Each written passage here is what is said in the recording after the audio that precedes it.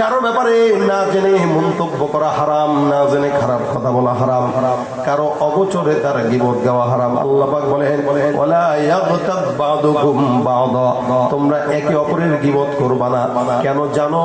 আইয়ুহিব্বু আহাদুকুম আন ইয়াকুলা লাহমা আখিহি মাইতান ফাকারিহতুমু, তোমরা কি পছন্দ করবা যে একজন মৃত ভাইয়ের গোশত খাও? আমার আল্লাহ ডাক দিয়ে বলেন, না না, এটাও পছন্দের কাজ।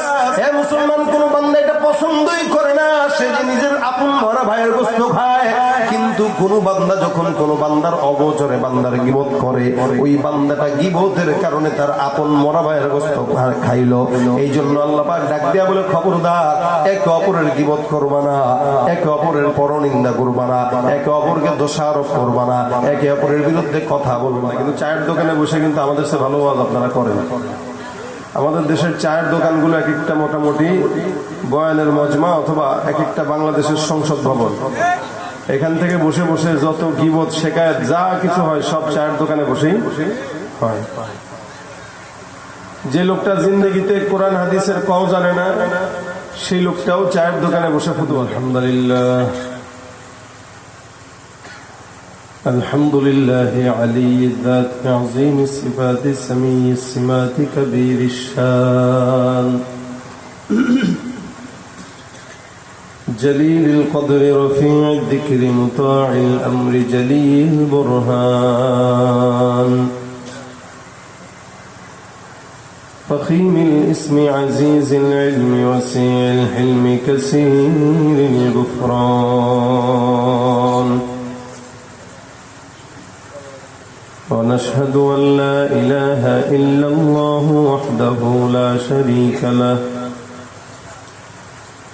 ونشهد أن سيدنا وسندنا وحبيبنا وحبيب ربنا وطبيب قلوبنا ومولانا محمدا عبده ورسوله صلى الله عليه وعلى آله وأصحابه وبارك وسلم تسليما كثيرا كثيرا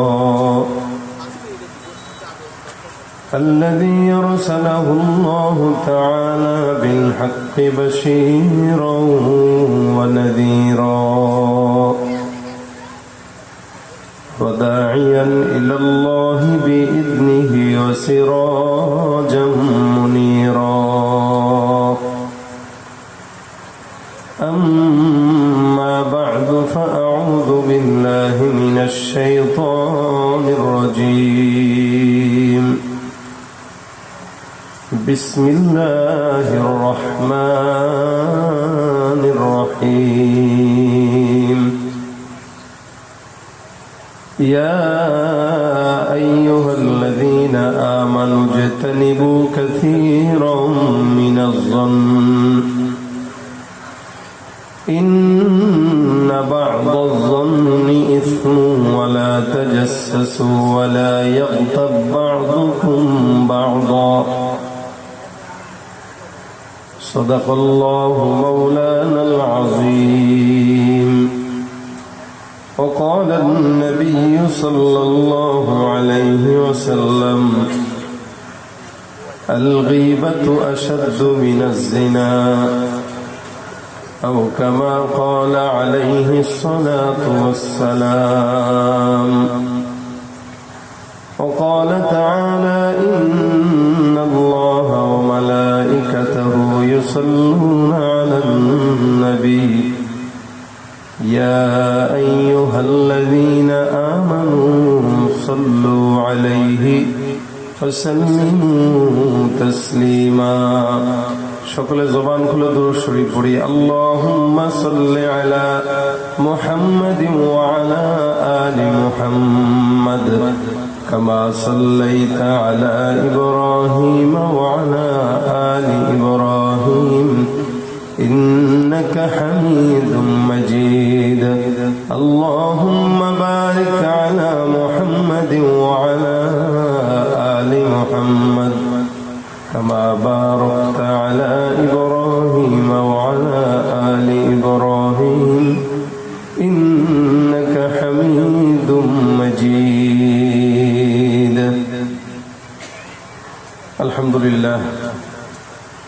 আল্লাহ পাক রব্বুল আলামিনের দরবারে অসংখ্য শুকর ও সুজুদ যে রব্বুল আলামিন আজকের এই দিনী মজমায় আমাদের সকলকে ইমানি কিছু মুযাকারায় শামিল হবার তৌফিক দান করেছেন। কালিমাত শুকর আদায় করে জবান খুলে সকলে বলে আলহামদুলিল্লাহ। আল্লাহ পাক যদি তৌফিক দান করেন সংক্ষেপে আপনাদের সামনে দু চারটা কথা বলবো ইনশাআল্লাহ।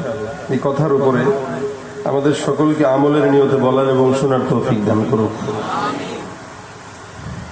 এখানে আপনারা আসছেন ওয়াজ শুনতে। কি শুনতে আসছেন? ওয়াজ শুনতে আসছেন। সবকিছুর একটা মাধুর্যতা, সৌন্দর্য এবং ভদ্রতা আছে, আদব আছে। মাহফিলের সৌন্দর্য হইল গায়ে লেগে বসা, জমে জমে বসা। আপনারা ফাঁকা হয়ে বসে আছেন, এই জন্য ফাঁকা জায়গাগুলো একটু পূরণ করার জন্য আমি আপনাদেরকে বলছি সবাই পিছন থেকে আগায় যান। পরবর্তীতে যারা আসবে এনাদের জন্য বসতে সহজ হয়, কষ্ট না হয়। আগায় যান, একজন আরেকজনকে বসার জন্য সহজ। হ্যাঁ, ঠেলেন কেন? একে অপরকে ঠেলতেছেন। আগান, সামনে থেকে আগান, নিজে আগায় যান, নিজে আগান, অন্যকে জায়গা করে দেন। ইযা কিলা লাকুম তাফাসসাহু ফিল মাজালিসি ফাফসাহু ইয়াফসাহিল্লাহু লাকুম। দুনিয়ার মজলিসে, কোরআনের মজলিসে কেউ যদি কাউকে বসার জন্য সুযোগ করে দেয় তো আল্লাহ পাক জান্নাতে তার জন্য জায়গা করে দেন। জোরে বলেন সুবহানাল্লাহ। ওয়াজ আপনারা আমাদের চেয়ে অনেক বেশি পারেন। শুনতে শুনতে শুনতে শুনতে মুখস্থ হয়ে গেছে। আপনাদেরকে এখানে বসায় দিলে খালি সাহসের অভাবে বলতে পারবেন না, কিন্তু চায়ের দোকানে বসে কিন্তু আমাদের চেয়ে ভালো ওয়াজ আপনারা করেন। আমাদের দেশের চায়ের দোকানগুলো এক একটা মোটামুটি বয়ানের মজমা অথবা এক একটা বাংলাদেশের সংসদ ভবন। এখান থেকে বসে বসে যত গীবত, শেকায়েত যা কিছু হয় সব চায়ের দোকানে বসেই হয়। যে লোকটা জিন্দগিতে কোরআন হাদিসের কও জানে না সেই লোকটাও চায়ের দোকানে বসে ফতুয়া দেয়। তুমি রমজান এলে রাখো না রোজা, দিনকে করো আঘাত, পয়সা কড়ির নেই তো অভাব, দাও না তো যাকাত। ঠিক কিনা? তুমি রমজান এলে রাখো না রোজা, দিনকে করো আঘাত, পয়সা কড়ির নেই তো অভাব, দাও না তো যাকাত।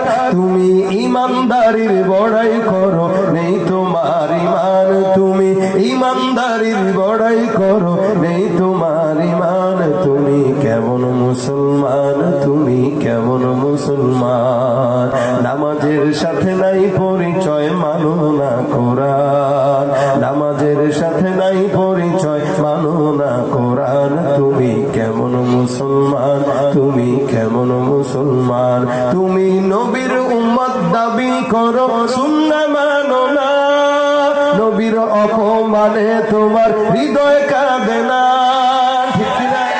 নবীর উম্মত দাবি করো, সুন্নাহ মানো না, নবীর অপমানে তোমার হৃদয় কাঁদে না। তুমি বিজাতীয় সংস্কৃতিতে সপেছ পরাণ, তুমি বিজাতীয় সংস্কৃতিতে সপেছ পরাণ। তুমি কেমন মুসলমান, তুমি কেমন মুসলমান? কথা কয় না? পারেন আপনারা? শুনেছেন? বলেন আমার সাথে, কেমন মুসলমান, তুমি কেমন মুসলমান, তুমি কেমন মুসলমান, তুমি কেমন মুসলমান? তুমি সুদের টাকায় প্রাসাদ গড়ো, ঘুষ ছাড়ো না, দিন দুঃখী না খেয়ে মরে খবর রাখো না।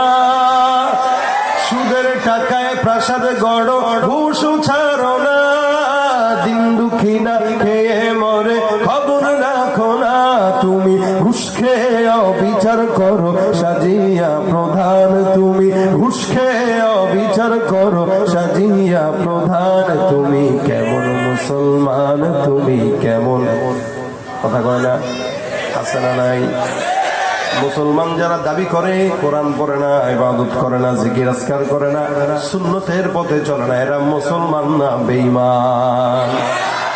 আমার আল্লাহ পাক ডাক দিয়া বলেন, মিনান নাসি মান ইয়াকুলু আমান্না বিল্লাহি ওয়া বিল ইয়াউমিল আখির ওয়া মা হুম বিমুমিনিন। মানুষের মধ্যে থেকে একদল থাকবে যারা নিজেরা নিজেদেরকে ঈমানদার বলবে। আমার আল্লাহ ডাক দিয়া বলে, এরা যতই মুমিন দাবি করুক না কেন, আমি আল্লাহ ঘোষণা করলাম এরা মুমিন নয়, এরা হলো বেঈমান। শুধু মুমিনের সার্টিফিকেট থাকলে মুমিন বলা চলে না, মুমিনের লেবাস থাকলে মুমিন বলে না। সমাজের ভিতরে টুপিওয়ালা দাড়িওয়ালা কিছু ঘুষখোর আছে না নাই? টুপি রাখে, দাড়ি রাখে, পাঞ্জাবি পরে, এমন কোন অন্যায় নাই যেটা করে না। ও টুপি আর দাড়িটাই হলো অন্যায়ের জন্য ধান্দার পোশাক। এবার আমার খুব বুঝবেন, আমার আল্লাহ পাক রব্বুল আলামিন বলেন, হে ইমানদার, জমিনের মধ্যে যত বান্দারা আছো সব বান্দারা তোমরা মনোযোগ দিয়ে শুনো। আমি আল্লাহ পাক রব্বুল আলামিন তোমাদের জন্য ওয়াজ করলাম। আল্লাহ পাক আপনাকে আমাকে ওয়াজ করলেন। এই আমি আপনাদের সামনে ওয়াজ করতেছি, এটা আজকের শুরু নয়। আমার আল্লাহ পাক দুনিয়া শুরুর পর থেকে এখনো পর্যন্ত বান্দাকে ওয়াজ করেছেন কোরআনের মাধ্যমে। এই জন্য আল্লাহ বলেন, ইন্নাল্লাহা নি'মা ইয়াইযুকুম বিহি, নিশ্চয়ই আল্লাহ তোমাদেরকে ওয়াজ করেছেন। আল্লাহর নবী সাহাবে একরামদেরকে ওয়াজ করেছেন, অন্যান্য নবীরা তাদের উম্মতদেরকে ওয়াজ করেছেন, বর্তমানে উম্মতের উলামা একরামরা তাদের উম্মতদেরকে ওয়াজ করে। এটা আল্লাহ পাক রব্বুল আলামিনের থেকে আসছে। আমার আল্লাহ ওয়াজের মাধ্যমে ডাক দিয়ে বলেন, ইয়া আইয়ুহাল্লাযীনা আমানু আমিনু, হে ঈমানদার, তোমাদের জন্য ওয়াজ হলো, তোমরা ঈমানদার হয়ে যাও। ঈমানদারকে আল্লাহ পাক রব্বুল আলামিন ওয়াজ করলেন ঈমানদার হওয়ার। ঈমানদার তো এমনিই মুমিন, কেন আবার ঈমানদার মুমিন হবে? মনে রাখবেন, প্রত্যেকটা ঈমানদার বান্দা গুনাহ করে। আল্লাহ পাক রব্বুল আলামিন বলে, ঈমানদার তো এমনিই আছো, কিন্তু ঈমানদার হওয়ার পরও বান্দা গুনাহের কারণে বেঈমান হয়ে যায়। নবী করিম সাল্লাল্লাহু আলাইহি সাল্লাম বলেন, কোন বান্দা যখন নাকি গুনাহ করে, জিনা করে, চুরি করে, ওই বান্দার ঈমান তখন বান্দার কলবের মধ্যে থাকে না। বান্দার ঈমানটা আল্লাহ পাক তার কলব থেকে উঠায় নিয়ে যায়। এই অবস্থায় বান্দা যদি মারা যায় তাহলে সে বেঈমান হালতে মারা গেল। এই জন্য আল্লাহ পাক ডাক দিয়া বলে, যেন গুনাহ তোমার না হয়, এই কারণে বান্দা তুমি সুন্দর করে ঈমানের সবক নিয়ে নাও। আল্লাহ পাক রব্বুল আলামিন সুন্দর করে বান্দাকে ওয়াজ করে বললেন, ইয়া আইয়ুহাল্লাযীনা আমানু আমিনু, হে ঈমানদার, তোমরা মুমিন হও, মুমিন হও। আল্লাহর নবী সাল্লাল্লাহু আলাইহি সাল্লাম বান্দাকে জাদ্দিদু ঈমানাকুম বলে আদেশ করেছেন। এই ঈমানদার, তোমরা তোমাদের ঈমানকে নবায়ন করে নাও। ঈমানকে নবায়ন করবা, ঈমানের নবায়নের কথা নবী করিম সাল্লাল্লাহু আলাইহি ওয়াসাল্লাম হাদিস শরীফে বলেছেন। বান্দা, ঈমান যখন তোমার চলে যায় গুনাহের মাধ্যমে, ঈমান যখন বান্দার অন্তর থেকে দূরে সরে যায়, তখন আল্লাহর নবী বলেন, জাদ্দিদু ঈমানাকুম, তোমরা তোমাদের ঈমানটাকে নবায়ন করে নাও। এ মুসলমান নবীর উম্মত, আমার আল্লাহ পাক রব্বুল আলামিনের হাবিব বান্দাকে ঈমানদার হওয়ার জন্য ঈমান নবায়ন করার আদেশ দিলেন। এই জন্য অনেক উলামা একরাম ডাক দিয়া বলে, কোন বান্দা যদি প্রতিদিন 5 ওয়াক্ত সালাতের মধ্যে আল্লাহর বান্দারা যদি সালাতের নামাজের আযানের জবাব দিয়া দেয়, আযানের জবাব 5 বার দৈনিক কোন বান্দা যখন দিবে, ওই বান্দার ঈমানটা অটোমেটিক নবায়ন হয়ে যাবে। সুবহানাল্লাহ। ঈমান নবায়ন করার কথা আল্লাহর নবী বলেছেন, আল্লাহ পাক রব্বুল আলামিন বলেছেন। এজন্য আযানের মধ্যে আশহাদু আল্লা ইলাহা ইল্লাল্লাহ আছে না নাই? আছে। তাহলে আশহাদু আন্না মুহাম্মাদুর রাসূলুল্লাহ আছে না নাই? তা আপনি যখন আশহাদু আল্লা ইলাহা ইল্লাল্লাহ বলবে, তখন আপনিও আশহাদু আল্লা ইলাহা ইল্লাল্লাহ বলবেন। আর যখন আশহাদু আন্না মুহাম্মাদুর রাসূলুল্লাহ বলবে, আপনিও এটার সাথে সাথে সাল্লাল্লাহু আলাইহি ওয়াসাল্লাম বলবেন। তাহলে অটোমেটিক আপনার 5 বার কালেমা পাঠ করা হয়ে যাবে। আর 5 বার যদি কোনো বান্দা কালেমা পাঠ করে, তো 5 বার ওই বান্দার ঈমান নবায়ন হয়ে যাবে। সুবহানাল্লাহ। এজন্য ঈমান নবায়ন করার কথা আল্লাহ পাক রব্বুল আলামিন আদেশ করেছেন, বান্দা ঈমান নবায়ন করো। রাসূল সাল্লাল্লাহু আলাইহি ওয়াসাল্লাম বলেছেন, ঈমান নবায়ন করো, জাদ্দিদু ঈমানাকুম। এজন্য আল্লাহ পাক বান্দাকে কোরআনের মাধ্যমে ওয়াজ করে দিয়েছেন, হে বান্দা মুমিন হও। তখন আল্লাহ পাক রব্বুল আলামিন বলেন, ইয়া আইয়ুহাল্লাযীনা আমানু উদখুলু ফিস-সিলমি কাফা, এ মুমিনের দল, তোমরা ইসলামের ছায়ায় পরিপূর্ণ ঢুকে যাও।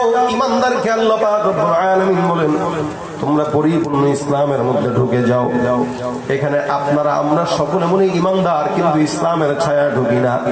যার কারণে আপনার মধ্যে আমার মধ্যে 2টা গুণ বেশি থাকলেও ইসলামের ছায়ায় ঢোকার জন্য যে গুণটা দরকার সেটা আমাদের মধ্যে নাই। ঈমান আর মুসলমানের মধ্যে 3টা জিনিস আছে, যে 3টা জিনিস মানা আমাদের জন্য জরুরি।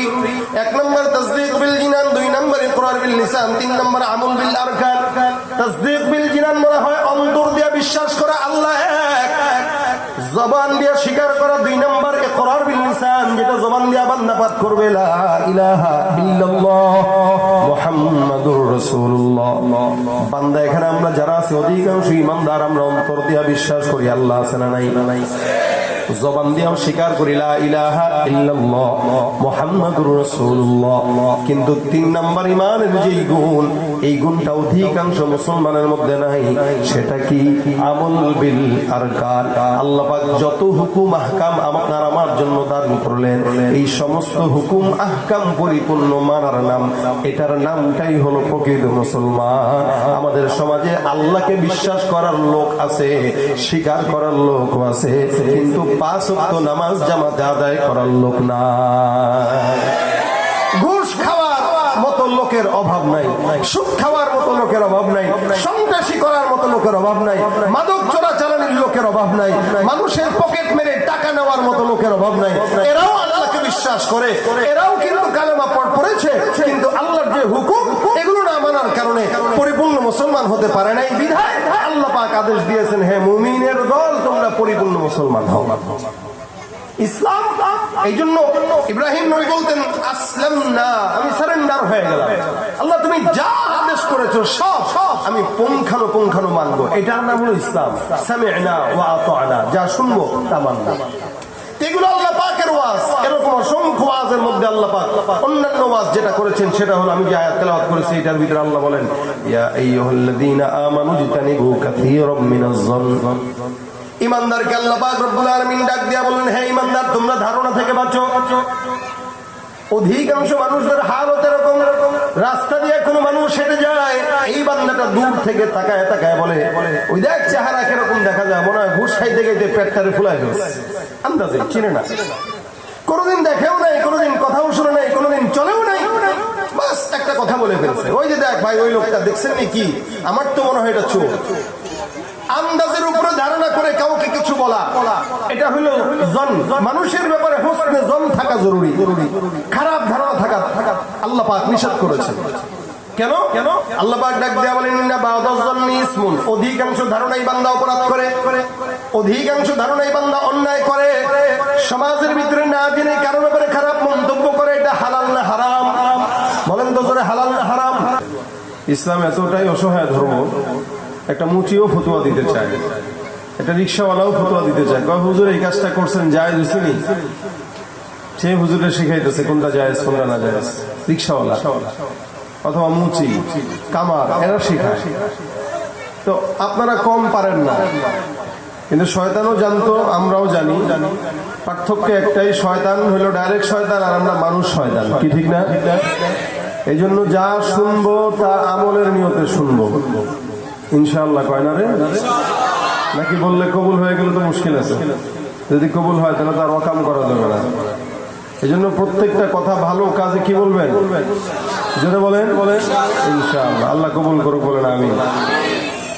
আমি আপনাদের সামনে ওয়াজ করার জন্য বসি নাই, নসিহত করার জন্য বসি নাই, কিছু মুজাকারা করব।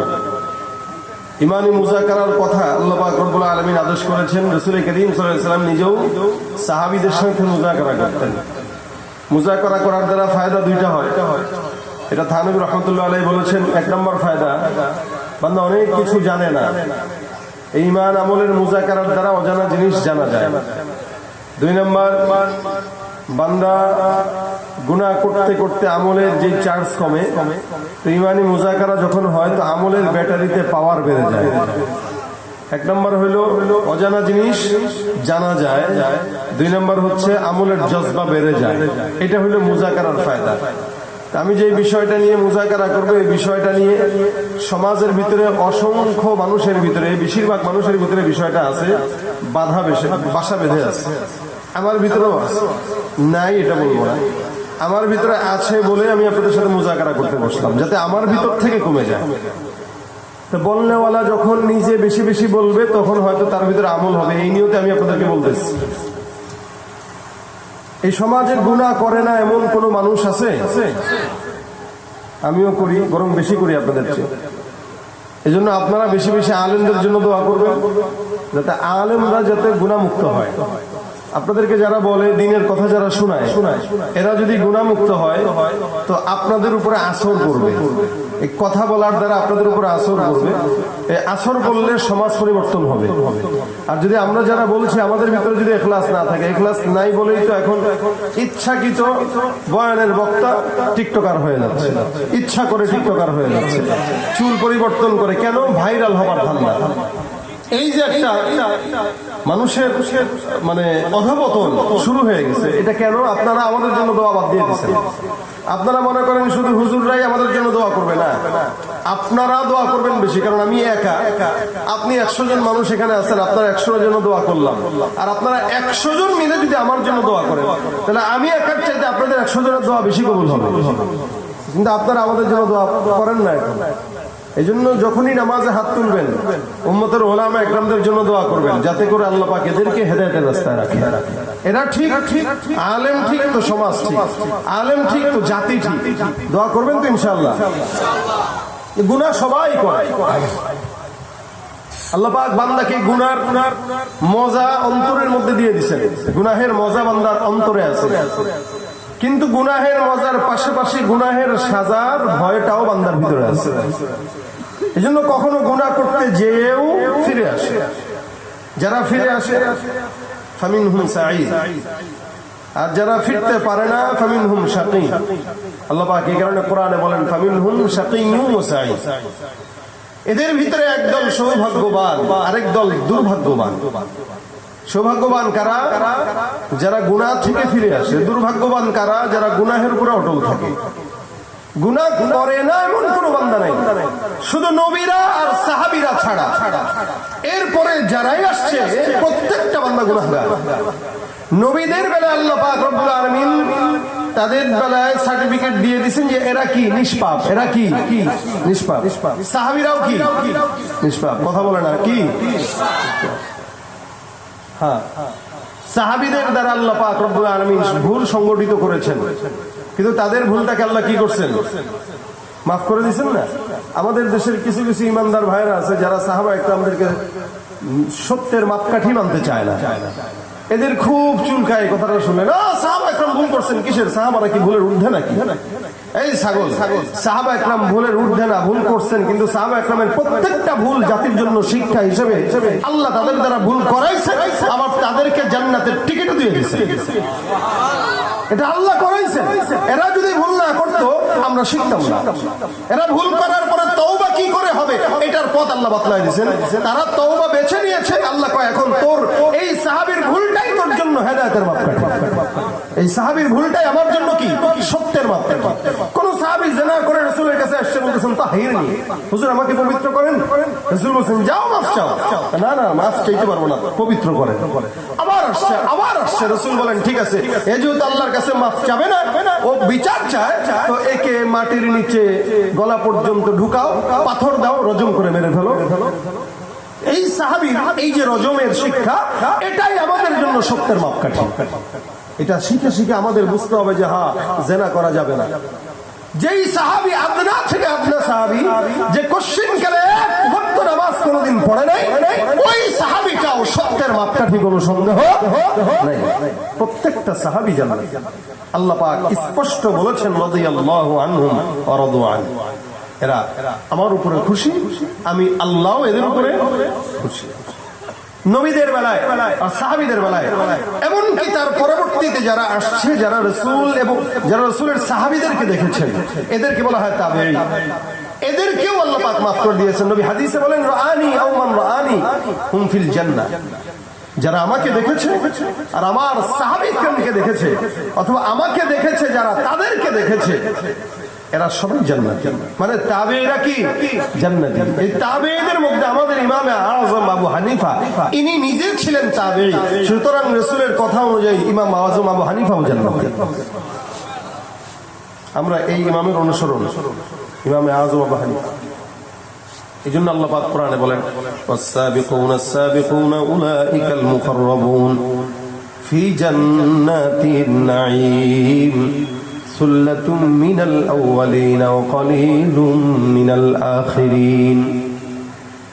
পয়গম্বরের জামানা থেকে নিয়ে আজ পর্যন্ত আল্লাহ পাক রব্বুল আলামিন বলেন, মানুষ যত রাসূলের জামানার নিকটবর্তী তত মানুষগুলো জান্নাতি, মানুষ যত রাসূলের জামানা থেকে দূরবর্তী তত মানুষ জাহান্নামী। কথাটা কি বুঝছেন কিনা আপনারা? অর্থাৎ রাসূলের জামানার নিকটবর্তী যত বান্দা জান্নাতি। যেমন আমার থেকে আমার বাবার বয়স 40 বছর বেশি, আমার বাবা আমার থেকে জমিনের মধ্যে 40 বছর আগে আসার কারণে রাসূল করিম সাল্লাল্লাহু আলাইহি ওয়াসাল্লামের সঙ্গে তার 40 বছরের নিকটবর্তী বেশি। আমি আমার বাবার থেকে 40 বছর পরে দুনিয়াতে আসার কারণে আমি আমার পয়গম্বর থেকে 40 বছর পিছায়া দূরবর্তী। আল্লাহ পাক বলেন, উলাইকাল মুকাররাবুন ফি জান্নাতিন নাঈম, যারা অনেক আগের জামানার এরাই অধিকাংশ আল্লাহর জান্নাতি, যারা অনেক পরের জামানার তারা অধিকাংশই জাহান্নামী। আজ থেকে 40 বছর আগের সমাজের ফিতনার অবস্থা আর বর্তমান সময়ের ফিতনার অবস্থা আকাশ জমিন পার্থক্য, ঠিক কিনা? ভাইরা আমার খুব বুঝবেন, এই জমিনের মধ্যে আল্লাহ পাক রব্বুল আলামিন আপনাকে আমাকে নাজিল করলেন, সৃষ্টি করলেন। জামানা যত সামনের দিকে আগায় মানুষগুলো তত ফিতনার দিকে আগায়, জামানা যত সামনের দিকে যায় মানুষ তত গুনাহের দিকে আগায়, জামানা যত সামনের দিকে যায় মানুষ তত জিনার দিকে আগায়, জামানা যত সামনের দিকে যায় ইন্টারনেট মোবাইল যত তাড়াতাড়ি বের হচ্ছে তত মানুষগুলো আরো দিন দিন ধ্বংস হচ্ছে। এ মুসলমান নবীর উম্মত, এই সমাজের মধ্যে আগে আমি আমার বাবার কথা যদি বলি, ঘুম থেকে আমি যখন জাগতাম আমি আমার বাবার কণ্ঠে তেলাওয়াত শুনে আমার ঘুম ভাঙতো। আমি প্রতিনিয়ত আমার বাবা মাকে দেখেছি, আমি আমার চাচিদেরকে দেখেছি, দাদা দাদিকে দেখেছি, যখন নাকি তারা ঘুম থেকে জাগতো সকালবেলা তেলাওয়াত ছাড়া অন্য কোনো কিছু করতেন না। আগে সকালবেলা তেলাওয়াত করতেন, তারপরে অন্যান্য কাজে যেতেন, বিকেল বেলা তেলাওয়াত করতেন, তারপরে অন্যান্য কাজে যেতেন। আমি আমার অন্যান্য আত্মীয় মুরব্বীদেরকে দেখেছি সকাল বিকাল তেলাওয়াত করতে। আমার সকালবেলার ঘুম ভাঙতো আমার মা বাবার কোরআন তেলাওয়াতের আওয়াজে, আর বর্তমান সময়ের বাচ্চাদের ঘুম ভাঙে মা বাবার ফেসবুক আর ইউটিউবের আওয়াজে। অধিকাংশ জায়গায় একই অবস্থা, ঠিক কিনা বলেন তো? সব জায়গার হালত এমন, মা ওই দিক দিয়ে মোবাইল চালায়, বাবা ওই দিক দিয়ে মোবাইল চালায়, মাঝখানে সন্তান বসে বসে একবার ডানে তাকায় আরেকবার বামে তাকায়। মা একবার বাবা ঘুমাও, বাবা তুই ঘুমা। এদিক দিয়ে মাও মোবাইল চালায়, বাবাও মোবাইল চালায়। সন্তান কাহারে 6 বছর বয়স যখন হয়ে গেছে এখন সন্তান বায়না ধরে, আমার মোবাইল না কিনে দিলে আমি স্কুলে যাব না। এই যে ফিতনা এখান থেকে শুরু হয়। মোবাইলের জামানা শুরু হওয়ার পর থেকেই ফিতনা বাড়তেছে না কমতেছে? কথা কন্যা বাড়তেছে না কমতেছে? অধিক বাড়তেছে। যার কারণে ছোট ছোট বাচ্চারা ফ্রি ফায়ার খেলে, ছোট ছোট বাচ্চারা পাবজি গেম খেলে, ছোট ছোট বাচ্চারা অনলাইন মোবাইলে আসক্ত হয়ে অবস্থা এমন হয়ে গেছে পড়ালেখার নামের গন্ধের খবর নাই। স্কুলের ছোট 7 বছর 8 বছর বাচ্চারা, 7-8 এর ছাত্ররা এখনো পর্যন্ত বয়স হয় নাই, নাক টিপ দিলে দুধ বের হয়। এই সন্তানটাও কিশোর গ্যাং নামে এলাকার মধ্যে চান্দাবাজি করে আছে না? এই হলো সমাজের হাল। কেন? রাসূলের জামানা থেকে দূরে যত যাচ্ছে জমিন, যত পৃথিবী দূরে যাচ্ছে, যত ফিতনা আমাদেরকে চতুর্দিক থেকে গ্রাস করে ফেলতেছে। এই জন্য আগে মানুষের মাহফিলের প্রতি একটা দরদ ছিল আলাদা, দিন যত যাচ্ছে কমতেছে। আর কত ওয়াজ শুনবো? এই জন্য আবার গানের কনসার্টের দিকে যায়। আবার পহেলা বৈশাখ আসে, সুন্দর করে পহেলা বৈশাখকে ডাক দেয় শুভ নববর্ষ। দেখছেন আপনারা? গাদার মতো ডাক দেয়া কয় শুভ নববর্ষ আয়। ওই হিন্দুদের সংস্কৃতি নিয়ে মুসলমান পাগল। কিন্তু আমার দেশে আরবি মাসের শুরু কখন আসে কখন যায় মুসলমানের বাচ্চা সেটা জানেও না। এরা মুসলমান না, এরা ভণ্ড। জোরে বলেন তো, এরা কি? যার ভিতরে ইসলামের ন্যূনতম জ্ঞান নাই, নামাজ নাই, রোজা নাই, হজ নাই, যাকাত নাই, তারা মুসলমান না, ভণ্ড। কারো ব্যাপারে না জেনে মন্তব্য করা হারাম, না জেনে খারাপ কথা বলা হারাম, কারো অগোচরে তার গীবত গাওয়া হারাম। আল্লাহ পাক বলেন, ওয়ালা ইয়াগতাব বা'দুকুম বা'দা, তোমরা একে অপরের গীবত করবা না। কেন জানো? আইয়ুহিব্বু আহাদুকুম আইয়াকুলা লাহমা আখিহি মাইতান ফাকারিহতুমু, তোমরা কি পছন্দ করবা যে একজন মৃত ভাইয়ের গোশত খাও? আমার আল্লাহ ডাক দিয়ে বলেন, না না, এটা পছন্দের কাজ। হে মুসলমান, কোন বান্দা এটা পছন্দই করে না সে যে নিজের আপন মরা ভাইয়ের গোশত খায়। কিন্তু কোনো বান্দা যখন কোনো বান্দার অগোচরে বান্দার গীবত করে, ওই বান্দাটা গীবতের কারণে তার আপন মরা ভাইয়ের গোশত খাইলো। এই জন্য আল্লাহ পাক ডাক দিয়া বলে, খবরদার, একে অপরের গীবত করবা না, একে অপরের পরনিন্দা করবা না, একে অপরকে দোষারোপ করবা না, একে অপরের বিরুদ্ধে কথা বলবা না। মনে রাখবেন, এই সমাজে বেঈমানরাও এক প্রকার গুনাহ করে, ইমানদাররাও আরেক প্রকার গুনাহ করে। বেঈমানদের গুনাহ হলো নারী নিয়ে পড়ে থাকা, বেঈমানদের গুনাহ হলো মদ নিয়ে পড়ে থাকা, বেঈমানদের গুনাহ হলো ঘুষ খাওয়া, বেঈমানদের গুনাহ হলো সুদ খাওয়া, বেঈমানদের গুনাহ মানুষের জায়গা দখল করা, বেঈমানদের গুনাহ দোকানপাটে ব্যবসায় 2 নম্বরই করা, বেঈমানদের গুনাহ মানুষের জায়গা নিয়ে টানাটানি করা। আর ইমানদাররা এগুলা একটা গুনাহও না করলেও, কিন্তু ইমানদাররা খুব সহজে যেই গুনাহটা করে, এই গুনাহের নামটাই হলো গীবতের গুনাহ।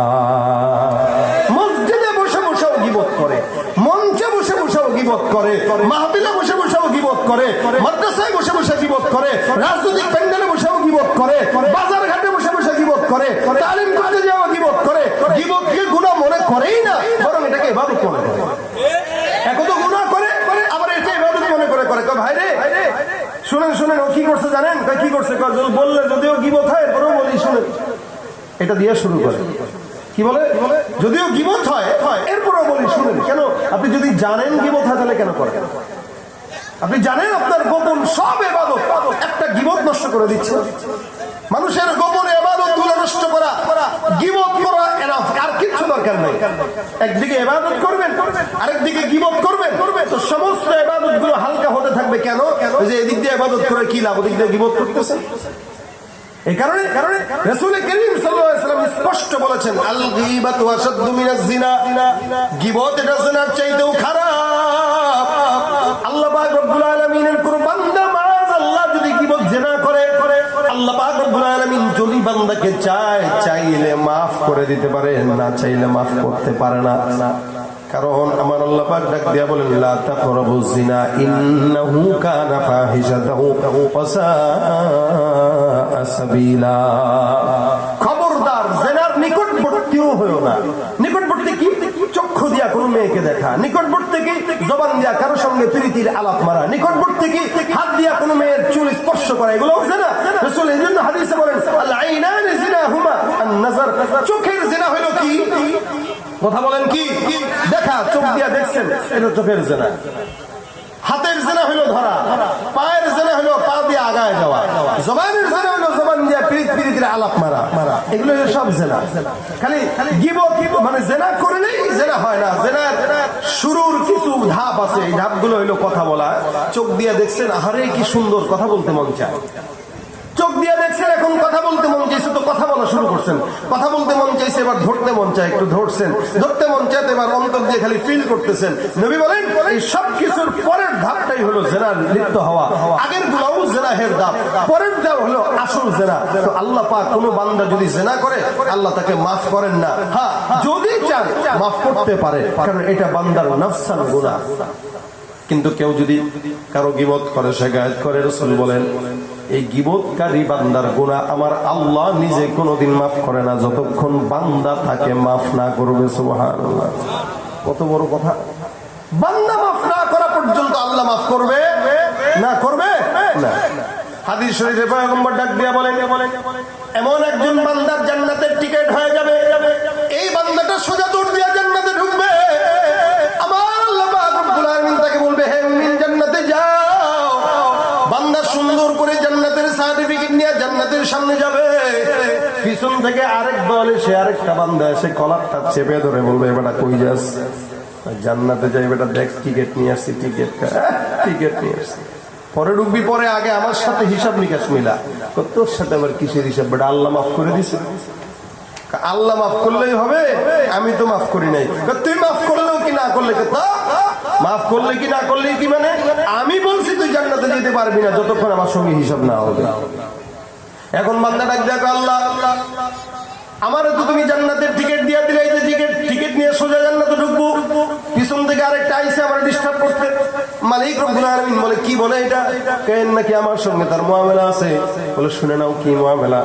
বান্দা এখন ডাক দিয়া বলবে কি মুআমেলা, জান্নাতি বান্দা যখন বলবে বান্দা কি মুআমেলা আছে, এই বান্দা ডাক দিয়া বলবে জমিনের মধ্যে এলাকায় বিচরণ করে করে আমার গীবত করে মানুষের সামনে আমার সম্মান নষ্ট করেছো, যতক্ষণ আমাকে আজকে যেই নেকিগুলোর অভাবের কারণে জান্নাতে যেতে পারবো না, যতক্ষণ নেকিগুলো না দিবা ততক্ষণ মাফও করবো না, জান্নাতেও যেতে পারবা না। এই বান্দাকে আটকায় দিবে সুন্দর করে। বান্দা এখন আল্লাহর কবে, আল্লাহ আমি তো জান্নাতের টিকিট নিয়ে জান্নাতে ঢুকবো, ঢুকার আগে এইরকম কেচাল কি ভাল লাগে? আল্লাহ বলবে বান্দা আমি তোরে মাফ করে দিছি, আমার হক সব মাফ করে দিছি, এখন যতক্ষণ এই বান্দা তোকে মাফ না করবে আমি আল্লাহ তোরে মাফ করতে পারবো না। বান্দা মাফ করলে তুই জান্নাতে যেতে পারবি। কারণ এই বেচারা তার নেকি থেকে 100টা নেকি এই বেচারাকে দিয়ে দিবে, দেওয়ার পরে এখন এর তো 100টা অভাব হয়ে গেছে, এখন এই বান্দার 100টা পূর্ণ হয়ে গেছে। আল্লাহ এই বান্দার বলবে এখন তুমি জান্নাতে যাও। আর এখন আল্লাহ এখন আমি আল্লাহ কিচ্ছু করার নাই, আমি তো মাফ করেই দিছিলাম, এখন যদি নেকি না থাকে সোজা জাহান্নামের রাস্তা ধরে নাও। কি বলেন? কথা কি বুঝতে পারছেন আপনারা? তাহলে গিবত যে করেন রাস্তাঘাটে বসে বসে, চায়ের দোকানে বসে বসে, এমপির গিবত, চেয়ারম্যানের গিবত, মেম্বারের গিবত, আলেমের গিবত, মুয়াজ্জিনের গিবত, ইমাম সাহেবের গিবত, খতিবের গিবত, আর খালি কান কথা শুনে এলাকার মানুষ, গ্রামের মানুষ খালি কান কথা শুনে চায়ের দোকানে যাবে, কে কি বলছে ওরে বাপ রে বাপ শুনে আইসা এবার এলাকায় ছড়াবে। দায়িত্ব এটার শয়তান দায়িত্ব এটা দিছে, আমি যে কথাটা রটনা করলাম এলাকায়, তোর কাম হইলো এটা আজান দিয়ে ঘোষণা করা। রাসূল কারীম সাল্লাল্লাহু আলাইহি ওয়াসাল্লাম বলেন কাফা বিল মারই কাযিবান আন ইউহাদ্দিসা বিকুল্লি মা সামিআ, তুমি মিথ্যাবাদী হওয়ার জন্য এতটুকু যথেষ্ট, তুমি যেটা শুনবা ওটাই তুমি মানুষকে বইলা বেড়াবা। এই জন্য জবানটা অনেক দামি জিনিস, খুব মনে রাখবেন। মানুষ জবান দিয়ে মিথ্যা বলে, জবান দিয়ে গীবত করে, জবান দিয়ে ধারণা করে কথা বলে। আবু বকর সিদ্দিক রাদিয়াল্লাহু তাআলা নাম শুনছেন কি আপনারা? ইসলামের কত নম্বর খলিফা? প্রথম খলিফা। আবু বকর সিদ্দিক একবার নিজের জিহ্বাটাকে বের করে টান দিয়ে এরকম করে একবার এদিকে নেয় আর একবার এদিকে নেয়, জিহ্বাটা যখন টান দিয়া বারবার টান দিয়া বের করে, একবার ডানে নেয় একবার বামে নেয়। একজন লোক দেখার পর ডাক দিয়া বলতেছে কি বাবা নিজের জিহ্বা টান দিয়া কেন জিহ্বাটাকে কষ্ট দেন? আবু বকর সিদ্দিক ডাক দিয়া বলে যুবক ভাই বুঝবা না, এই সমাজের মধ্যে যত মানুষকে আমি অপমানিত হতে দেখেছি তত মানুষকে শুধুমাত্র জিহ্বার কারণেই অপমানিত হতে দেখেছি। মানুষের জিহ্বার কন্ট্রোল যারা না থাকে ওই বান্দার দুনিয়াতেও বেইজ্জতি হয়, আখিরাতেও বেইজ্জতি হয়। এই কারণে পয়গম্বরের সামনে এক সাহাবী এসে ডাক দিয়া বলে ইয়া রাসূলুল্লাহ নাজাত যদি পেতে চাই কি করব? আমার পয়গম্বর ডাক দিয়া বলেন আমলিক আলাইকা লিসানাক, তুমি যদি নাজাত পেতে চাও তুমি তোমার জবানের হেফাজত করো, যার জবানের হেফাজত থাকবে আল্লাহ পাক তাকে জান্নাতের গ্যারান্টি দিয়েছে। নবী করিম সাল্লাল্লাহু আলাইহি ওয়াসাল্লাম অন্য হাদিসের মধ্যে বর্ণনা করে বলেন তুমি তোমার দুইটা জিনিসের গ্যারান্টি দিবা, আমি পয়গম্বর তোমার জান্নাতের গ্যারান্টি দিয়ে দিব। সুবহানাল্লাহ।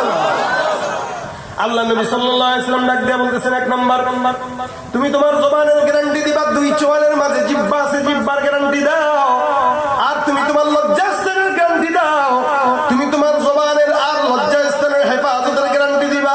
আমি রাসূল বললাম আমি নবী তোমাকে জান্নাতের গ্যারান্টি দিলাম, জান্নাতে ঢুকায় নিয়ে যাব। বলেন তো জান্নাত পেতে চান কি চান না? সবাই চান ইনশাআল্লাহ। জান্নাত চির সুখেরি ঘর, জান্নাত চির সুখেরি ঘর গো জানতে যদি তুমি মায়া ঘেরা রঙিন পৃথিবী নয় তো সুখের খনি। জান্নাত পাওয়ার সহজ পথ সে তো শহীদি মরণ, জান্নাত পাওয়ার সহজ পথ সে তো শহীদি মরণ।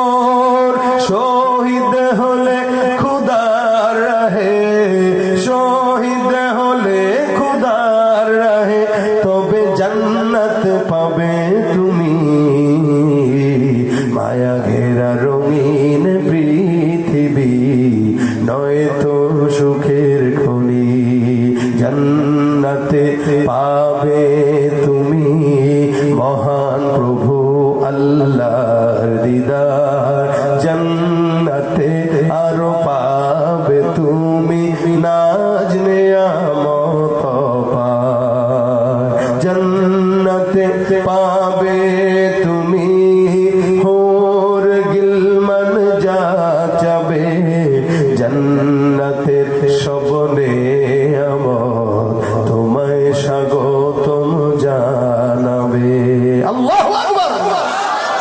শর্ত একটাই, তোমাকে দিতে হবে কুরবানি। শর্ত একটাই, তোমাকে দিতে হবে কুরবানি। করতে পারো তুমি যদি, করতে পারো তুমি যদি সেই আল্লাহর গোলামি। মায়া ঘেরা রঙিন পৃথিবী নয় তো সুখের খনি। আল্লাহ পাক সকলকে জান্নাত দান করুন। জবানের হেফাজত থাকবে, জান্নাতের গ্যারান্টি দিয়েছেন কে? নবী করিম সাল্লাল্লাহু আলাইহি ওয়াসাল্লাম। কে? রাসূল করিম সাল্লাল্লাহু আলাইহি ওয়াসাল্লাম। আল্লাহ পাক ডাক দিয়া বলেন, খবরদার জবান দিয়া কাউকে ছোট নামে ডাকবা না। আমাদের সমাজে যারা একটু বড় লোক হয়, আঙ্গুল ফুলে কলা গাছ হয়, এরা গরিবদেরকে গরিব মানুষই মনে করে না, যার কারণে ফকিন্নির বাচ্চা বলে গালি দেয়া আছে না নাই? আবার আল্লাহ ডাক দিয়া বলেন, ইয়া আইয়ুহাল্লাযীনা আমানু লা ইয়াসখার কওমুম মিন কওমিন আসা আইয়াকুনু খায়রাম মিনহুম ওয়ালা নিসাউম মিন নিসাইন আসা আইয়াকুননা খায়রাম মিনহুম। এই ইমানদার খবরদার, কোন কওমকে, কোন জাতিকে, কোন বংশতে, কোন রাজনৈতিক দলকে ছোট করে দেখা যাবে না, ছোট কথা বলা যাবে না। এমনও তো হতে পারে তুমি যাদেরকে ছোট মনে করো, আল্লাহর দরবারে তাদের দাম বেশি, তোমার দাম কম। কি হইতে পারে না এটা? ঠিক তেমনই আদেশ মেয়েদের বেলায় আল্লাহ পাক বলেছেন, এই চেয়ারম্যানের বউ হয়ে, বড় এমপির বউ হয়ে, বা হুজুরের বউ হয়ে, খতিবের বউ হয়ে, বা বড় ব্যবসায়ীর বউ হয়ে দাপট দেখাও না। কারণ তোমার স্বামীর টাকা থাকতে পারে, তোমার স্বামীর ক্ষমতা থাকতে পারে, কিন্তু তুমি যেই কাজের মেয়েকে ছোট চোখে দেখতেছো, ঈমানের কারণে তোমার চেয়ে আল্লাহর কাছে তার দাম বেশি হতে পারে। মানুষের সম্মানের কারণে মানুষের দাম নাই। এই জন্য আল্লাহ পাক হাদিসে কুদসিতে বলে, ইন্নাল্লাহা লা ইয়ানজুরু ইলা সুওয়ারিকুম ওয়া আমওয়ালিকুম ওয়ালাকিন ইয়ানজুরু ইলা কুলুবিকুম ওয়া আ'মালিকুম। হে ঈমানদার, জমিনের মধ্যে আমার আল্লাহ পাক রব্বুল আলামিন কারো চেহারার দিকে তাকান না, আমার আল্লাহ পাক কারো সম্পদের দিকে তাকান না। যদি চেহারার দিকে তাকাইতো বেলাল জান্নাতে যেত না। বেলালের গায়ের চামড়া কালো না সাদা? নবী করিম সাল্লাল্লাহু আলাইহি সাল্লাম বলেন, জান্নাতে যখন আমি গেলাম, মেরাজের রাত্রিতে যখন জান্নাতের মধ্যে গেলাম, আল্লাহর নবী বলেন, এসে ডাক দিয়া বলেন, হে বেলাল, আমি যখন জান্নাতের ময়দানে মেরাজ করতে যাই, আল্লাহ পাক আমাকে জান্নাতে নিছে।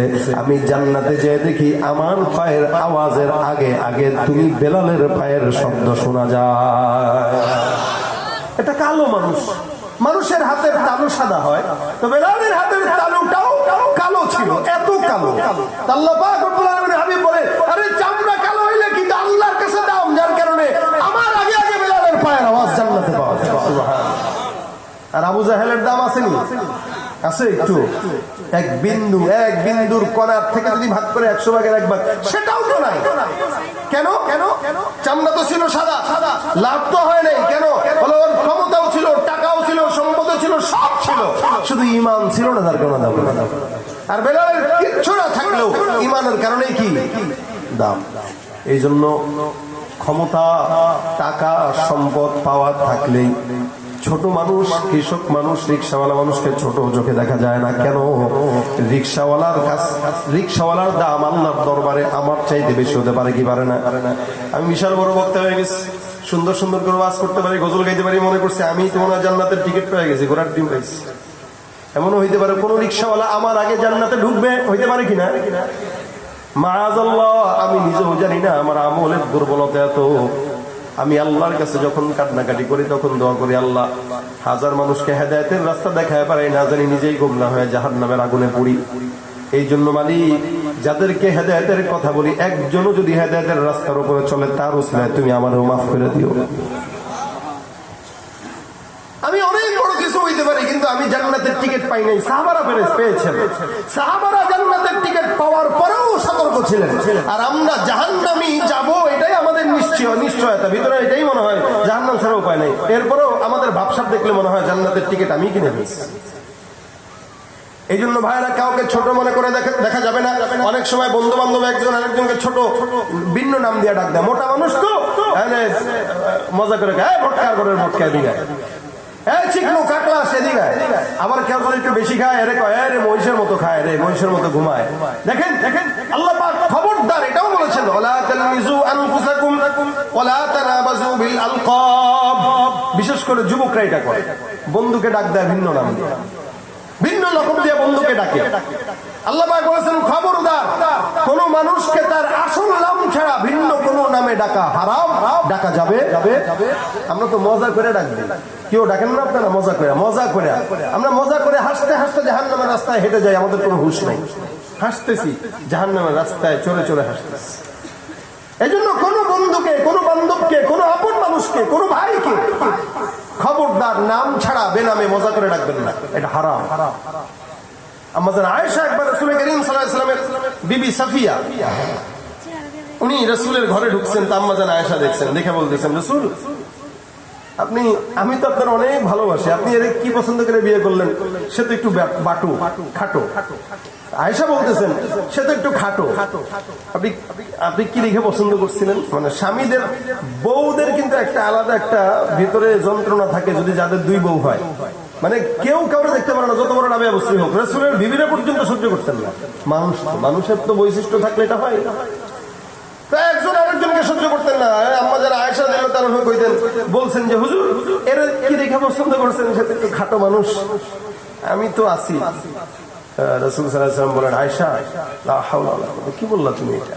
তুমি তার অগোচরে তার একটা গুণ, তার একটা আল্লাহ পাক তাকে যেভাবে বৈশিষ্ট্য দিয়ে বানিয়েছেন ওই বৈশিষ্ট্য নিয়ে তুমি কথা বলছো, তুমি কি জানো তুমি কি অপরাধ করছো? আমাদের আয়েশা কা হুজুর আমি তো কোনো খারাপ চিন্তা নিয়ে বলি নাই, স্বাভাবিকভাবে আমি বলেছি যে সে তো একটু খাটো, এটা তো বলতেই পারি। রাসূল করিম সাল্লাল্লাহু আলাইহি ওয়াসাল্লাম বলতেছেন না আয়েশা তুমি বলতে পারো না, কারণ তাকেও বানাইছেন কে? আল্লাহ। তোমাকেও বানাইছেন আল্লাহ। তুমি জানো তোমার এই ছোট্ট একটা মন্তব্যের গুনাহ কত বড় খারাপ? রাসূল করিম সাল্লাল্লাহু আলাইহি ওয়াসাল্লাম বলতেছেন তোমার এই গুনাহটাকে যদি সমুদ্রের পানির সাথে মিলানো যাইতো, সমুদ্রের পানি কালো হয়ে দুর্গন্ধ হয়ে যেত, তোমার কথার দুর্গন্ধ শেষ হতো না। নাউযুবিল্লাহ। আম্মাজান আয়েশা রাসূলের বিবি, যে না আসলে এই জমিনে আমরা আমাদের বিবিদের কোনো মাসালা শিখতে পারতাম না। আম্মাজান আয়েশা না, রাসূল করিম সাল্লাল্লাহু আলাইহি ওয়াসাল্লাম বলতেছেন তোমার কথাটা এত বড় গুনাহ যে তুমি এই কথাটা বলছো না জেনে আরেকজনের ব্যাপারে, এটা গুনাহ হয়েছে, এটা গীবত হয়েছে। গীবত মানুষের অগোচরে তার কোন গুণ অথবা বদগুণ নিয়ে আলোচনা করা, বদগুণ নিয়ে আলোচনা করা, এটা হচ্ছে গীবত। আমরা সমাজে মনে করি ভাই কারো ভিতরে দোষ থাকলে বলতে সমস্যা কি? না, এটাই সমস্যা। কারো ভিতরে দোষ থাকবে তাহলে তো গীবত, দোষ যদি না থাকে তাহলে তার গীবত না, তাহলে তো এটা অপবাদ। এই কারণে ভাইরা আজকের মাহফিলে কত মানুষ আপনারা এখানে আসছেন, খুব দীর্ঘ লম্বা আলোচনা করব। বাসায় যাবেন, ফজরও পড়বেন না, জোহরও পড়বেন না, কিচ্ছু পড়বেন না, কোনো ফায়দা নেই। আলহামদুলিল্লাহ আমার ওয়াজ শুনলেন, আবার প্রধান বক্তা আসবে ইনশাআল্লাহ, ওনার ওয়াজও শুনবেন, শুনে বাসায় পর্যন্ত যাবেন। কি নিয়ে যাবেন? আমি শেষমেশ আপনাদেরকে একটা কথা বলে যাই, এটা যদি মাথায় নিয়ে বাড়ি পর্যন্ত যান, আমিও যেন এটার উপরে আমল করতে পারি, আপনারা যেন করতে পারেন, জোরে বলেন আমিন। এই কথা কি? এতক্ষণ যা শুনলেন মূল আলোচনা হলো গীবত, জবানের হেফাজত। রাসূল করিম সাল্লাল্লাহু আলাইহি ওয়াসাল্লাম বলেছেন জবানের হেফাজত করো। যে জবানের হেফাজত যার নাই, ওর জান্নাতের গ্যারান্টি নাই।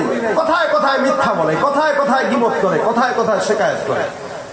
এই জন্য রাসূল বলেছেন আমলিক আলাইকা লিসানাক। আজকের এই মজমা থেকে আমিও নিয়ত করব, আপনিও নিয়ত করবেন। কি নিয়ত? সেটা যে আমরা এখান থেকে যাব, আজকের পর থেকে কারো ব্যাপারে কোনো গীবত, শিকায়াত, খারাপ কোনো মন্তব্য করব? বলেন করব না। এটা হলো আজকের মাহফিলের নিয়ত। যদি আজকের মজমায় কেউ এই নিয়ত করে যেতে পারে তো ইনশাআল্লাহ মাহফিল কামিয়াব। মাহফিলে অনেক ওয়াজ শোনা, অনেক কিছু শোনা, এটা মাকসাদ না। মাকসাদ হলো দুই চারটা জিনিস নিয়ে যাওয়া। তো নিব কি? আজকের পর থেকে আর কারো গীবত করব না ইনশাআল্লাহ। কোন গীবতের মজমায় যদি কোনোদিন বসেন, আপনার সামনে যদি কেউ গীবত করে, আপনি বলবেন ভাই আল্লাহর রাস্তায় গীবত বন্ধ করেন, আল্লাহর রাস্তায় গীবত বন্ধ করেন। উঠে যাবেন প্রয়োজনে। গীবত করবেনও না, শুনবেনও না, করবেনও না, শুনবেনও না। এটা হবে আমাদের নিয়ম। রাজি আছি ইনশাআল্লাহ। এই গীবতের আড্ডাখানায় বসবেন না, কোনো জায়গায় বসবেন না। বলবেন ভাই আপনারা করেন, আমি যাই। কেউ যদি করে তাকে মনে করায় দিবেন, ভাই আল্লাহর রাস্তায় গীবত করে আমল নষ্ট করেন না।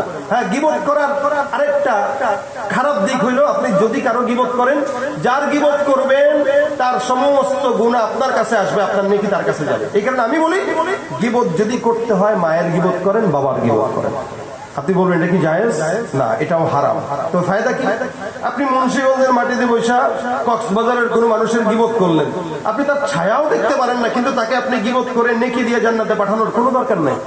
মা আপনাকে জন্ম দিল, বাবা আপনাকে পাললো, আপনি আপনার মায়ের গীবত করেন, আপনার নেকি আপনার মায়ের কপালে যাক, বাবার কপালে যাক, ঘরের নেকি ঘরে থাক, মা বাবা জান্নাতে যাক। কি বলেন, ঠিক না? কারণ আপনি গীবত যখন করলেন, আপনার নেকিটা আপনার মায়ের কাছে গেল, বাবার কাছে গেল, তো অন্তত আপনার উসিলা যদি আপনার মা বাবা জান্নাতি হয়, এটা তো অনেক বড় ফজিলত। এজন্য আপনি আপনার মা বাবাকে জান্নাতে পাঠানোর চিন্তা করেন। আরেক বেচারাকে চিনেন না, জানেন না, ছায়া দেখতে পারেন না, তাকে জান্নাতে পাঠানোর কোনো দরকার নাই। মা বাবার গীবত করতে মন চাইলে করেন, তাদেরকে জান্নাতে পাঠান। এখন বলবেন না, এটা কি সম্ভব? মায়ের গীবত কি করা যায়? কোশ্চিন কালেও না। যদি মায়ের গীবত করা না যায়, ভাইয়ের গীবত করা না যায়, তাহলে কোনো মুমিন ভাইয়ের গীবতও করা যাবে না। কেউ যদি ভুল করে, ইন্নামাল মুমিনুনা ইখওয়া ফাআসলিহু বাইনা আখাওয়াইকুম ওয়াত্তাকুল্লাহ, মুমিন মুমিন ভাই সবাই। সুতরাং কোন মুমিনের সামনে কেউ যদি অন্যায় করে, সেজন্য তাকে ইসলাহের নিয়তে শুধরায় দেয়, ইসলাহের নিয়তে শুধরায় দেয়, এটা হবে মুমিনের কাজ। এই জন্য আমাদের সামনে কেউ ভুল করবে, আমরা শুধরায় দেব। কি বলেন, রাজি আছি তো? ইনশাআল্লাহ। অগোচরে হোক, প্রকাশ্যে হোক, গোপনে হোক, ইচ্ছায় হোক, অনিচ্ছায় হোক, কখনোই অন্তত সমস্যা নেই, অন্তত জবান দিয়ে কারো যেন কষ্ট না হয়। জবান দিয়ে আমরা কেউ কাউকে কষ্ট দিব না, কথায়, গীবতে অথবা শিকায়তে অথবা যে কোনো ভাবে জবানের হেফাজত করবো ইনশাআল্লাহ। আল্লাহ আমাদেরকে অন্তত এই আমলটি অন্তত করার তৌফিক দিন।